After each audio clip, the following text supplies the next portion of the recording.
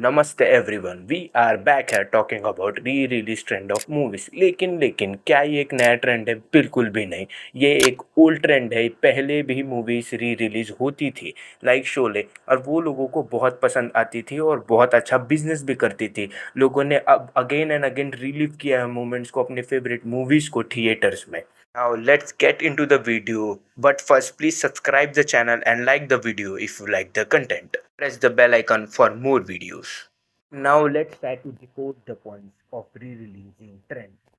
Nostalgia. People love to relive the moments they already lived by watching the movie, and उन्हें experience करना पसंद करते हैं अपने वो मोमेंट्स को जो वो हमेशा याद रखते हैं। वो bigger larger than life cinema moments या वो नॉस्टैल्जिक मोमेंट्स या वो इमोशनल मोमेंट्स लोगों को पसंद है बार बार सिनेमास पर देखना या अपने ही मोबाइल टीवी पर देखना। जब उन्हें वो मौका मिलता है कि वो थिएटर्स में देखें तो वो ज़रूर एक्सपीरियंस करना चाहते हैं। और कुछ लोग ये भी होते हैं जो मिस कर देते हैं मूवीज़ को, जो वो टाइम पे वो देखना चाहते थे किसी कारणवश, लेकिन वो मिस कर देते हैं। तो उन्हें वो वापस चांस मिल जाता है वो थिएटर्स में उस मूवी को देखने का और उसे एक्सपीरियंस करने का।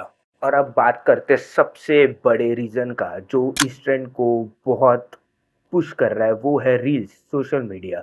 हमेशा रील्स पर आपने देखा होगा older movies, older songs trend करने लगती है अचानक, और लोगों को याद आता है, कुछ किसी किसी को पता चलता है कि ये मूवी थी या ये गाना था, तो वो ट्रेंड करने लगता है। और ये ही बहुत बड़ा कॉज है इस री रिलीज ट्रेंड का। इसका प्रॉपर एग्जाम्पल है लैला मजनू। लैला मजनू गाने से ट्रेंड होना शुरू किया, फिर मूवी ट्रेंड होने लगी और इसे री रिलीज किया एकदम सही वक्त पर, जिससे उसने बहुत बड़ा बिजनेस किया। रील्स ने हमेशा लोगों को पुल किया है थिएटर्स में। अब भले ही वो नया मूवी हो या पुराना मूवी, गानों को ट्रेंड करके या उसके सीन्स को ट्रेंड करके, जो बहुत फायदा करता है मूवीज को थिएटर्स में बिजनेस करने में। बट ये मूवीज इतना चल क्यों रही है जबकि नई मूवीज कंटिन्यूसली आती है? उसका एक बहुत बड़ा रीजन है मीडियोकरिटी। नए मूवीज का मीडियोकर होना ऑडियंस को कहीं ना कहीं पुश करता है कि ये पुरानी मूवीज को ही इंजॉय करे, इसीलिए पुरानी मूवीज रिलीज होके भी उतना ही चल रही है, पहले से भी ज़्यादा चल रही है। क्योंकि नई मूवीज बिल्कुल भी मीडियोकर हो रही है आजकल। कोई कोई मूवी बहुत अच्छी होती है तो कोई कोई बहुत खराब, और ज़्यादातर मीडियोकर। लोगों को अब मीडियोक्रिटी पसंद नहीं है। पहले ये चल जाती थी, लेकिन अब लोगों को मीडियोकर मूवीज नहीं जमती। इसीलिए वो अब कहीं ना कहीं पुराने मूवीज को एंजॉय करने पे कहीं ना कहीं मजबूर भी हो रहे हैं, क्योंकि नई मूवीज में वो दम ही नहीं है जो पुराने मूवीज में हुआ करता था।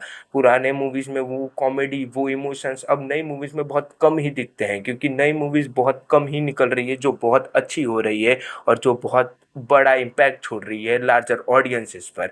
लेकिन मीडियोकर मूवीज बहुत निकल रही है जो लोगों को कहीं ना कहीं टाइम पास मूवी लग रही है। उससे वो बेटर ऑप्शन, वो पुरानी मूवीज को एंजॉय करना, वो पुराने मोमेंट्स को एंजॉय करना पसंद कर रहे हैं। ये भी एक बड़ा रीजन हो सकता है।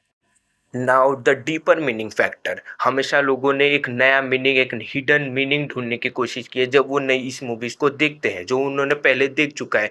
कोई नया मीनिंग वो मूवी देना चाहती है, नया मैसेज देना चाहती है, वो बाद में कैच करते हैं, क्योंकि उन्होंने वो कहीं ना कहीं बचपन में देखा होता है, छोटी उम्र में देखा होता है, वो उतना समझ नहीं पाते। लेकिन जब वो बड़े होके उसे वापस देखते हैं थिएटर्स में या ओटीटीज पर, तो वो एक नया मैसेज कैच करते हैं, एक नया मीनिंग समझते हैं इस मूवी का जो वो टाइम पे नहीं समझ पाए थे। लाइक तुम्बाड़, लोगों को लेट रियलाइज हुआ कि तुम्बाड़ कितनी बड़ी मूवी है, कितनी बेटर मूवी है, एक मास्टरपीस मूवी है, जो उस टाइम उन्होंने नहीं समझा। इसलिए उन्होंने उसने कोई बिजनेस भी नहीं किया और लोगों ने उसे सपोर्ट नहीं किया। लेकिन धीरे धीरे लोगों ने उसे देखा और ये बात फैली कि तुम्बाड़ में बहुत कुछ छुपा हुआ है जो आपको समझना होगा।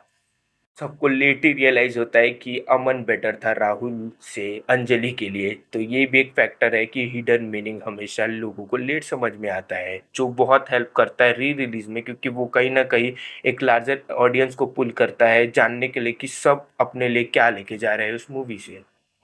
And the best thing for everyone, producers, theaters and people, is the business। क्योंकि ये एक नीड ऑफ द आर है। नई मूवीज आती है, उतना कमाती नहीं है, थिएटर्स को झटका लग रहा है, प्रोड्यूसर्स को झटका लग रहा है, तो वो अपनी पुरानी मूवीज को ही री रिलीज कर रहे हैं एक अच्छे बेटर क्वालिटी में। और थिएटर से बहुत सपोर्ट कर रही है क्योंकि लोग देखने आ रहे हैं, तो इसमें सबका फायदा है। लोग आ रहे हैं, लोगों को अच्छा मोमेंट्स इंजॉय करने मिल रहा है, थिएटर्स को बिजनेस करने का मौका मिल रहा है, प्रोड्यूसर्स को उनका पैसा मिल रहा है कहीं ना कहीं से, पुरानी मूवीज से ही, तो उस पुरानी मूवीज से। थिएटर्स कहीं न कहीं बंद होने से बच रही है, विलुप्त होने से बच रही है री-रिलीज़ ट्रेंड से, तो कहीं न सब उसे पुश कर रहे हैं, सबको पसंद आ रहा है, इसीलिए री-रिलीज़ मूवीज़ का ट्रेंड बहुत चला है। This was my take for the re-release trend of movies. So please like the video if you like the content and subscribe the channel and also press the bell icon हमेशा updated रहने के लिए मेरे channel से। और please support करिए, मेरा channel भले ही नहीं है लेकिन मैं अच्छे कंटेंट को लाने की पूरी पूरी कोशिश करूँगा। Thank you everyone.